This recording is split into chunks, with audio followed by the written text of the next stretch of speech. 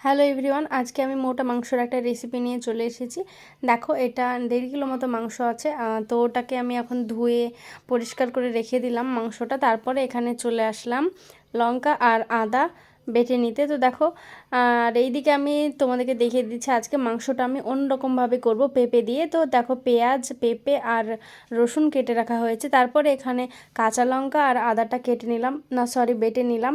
বেটে নেওয়ার পরেই কিন্তু আমি জিরেটা বেটে নিয়েছি। তো এবারে আমি চলে আসলাম গ্যাসের ওপর। আর একটা কালো কুচকুচে পুরনো যুগের কড়াই লাগবে। যাই হোক, তো না মানে কড়াই কালো কুচকুচো, তো এই কড়াইটা আমাদের বেশ ভালো রান্না হয়, সে কারণে আর কি বাদ দিই না।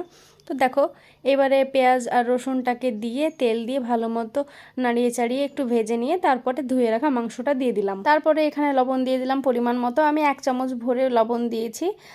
আর এখানে তারপরে দিয়ে দিলাম হলুদ গুঁড়ো 1 চামচ দিয়েছি, লঙ্কার গুঁড়োও 1 চামচ দিয়েছি। আমার যেহেতু 1.5 কিলো মাংস আছে সেহেতু পরিমাণ মতো দিতে হবে। তো তারপরে এখানে আমি 2টো রসুন গোটা ধুয়ে রেখেছিলাম, সেই 2টো দিয়ে দিলাম। এবারে আমি ভালো মতো মশলাগুলো মাংসের সঙ্গে মিশিয়ে নিচ্ছি। মিশিয়ে নেড়ে চেড়ে একটু কষিয়ে নেব। আর হয়তো অনেকে বলবে যে কড়ইটা কেন বাদ দাও না, আসলে কড়ইটায় খুব রান্না সুন্দর হয়, সেই কারণে বাদ দিই না। আর এবারে দিয়ে দিলাম 2টো এখানে দারুচিনি আর তেজ মশলাও দিয়েছি, হয়তো দেখা যায়নি ক্যামেরায়। যাই হোক, তারপরে আমি বাটা মশলাটা দিয়ে দিলাম, যার ভেতরে আদা, কাঁচা লঙ্কা আর জিরে আছে। তো দেখো, এবারে ভালো মতো নাড়িয়ে চাড়িয়ে দিচ্ছি, আর মাংস থেকে অনেক জল বেরোচ্ছে। তো দেখো, এবারে আমি মাংসটাকে এবার ঢাকা দিয়ে দিয়ে জলটাকে শুকিয়ে নেব। তো দেখো, অনেকটা জল বেরোচ্ছে, তো সেখানে আমি পেঁপেগুলো দিয়ে দিলাম। পেঁপে দিয়ে দেওয়ার পরে ভালো মতো নাড়িয়ে চাড়িয়ে জলটাকে পুরোপুরি শুকিয়ে নেব। পুরোপুরি শুকিয়ে নেব, আর মাংসটা ভালো মতো কষানো হয়ে যাবে। তো নেড়ে চেড়ে আমি ঢেকে ঢেকে প্রায় 20 মিনিট ধরে মাংসটাকে কষিয়ে নিয়েছি।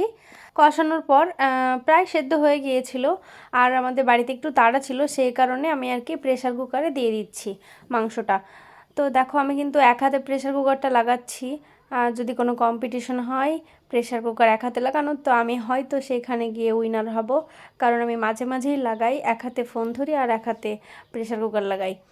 যাই হোক, এবার আমি বেশি নয় 2টো মতো সিটি দিয়েছি, দিয়ে একটু রেখেছিলাম প্রেসার কুকারটা 10 মিনিট মতো, দিয়ে আমি খুলে নিয়েছি। মাংস রেডি, আজকের মতো আসি, বাই।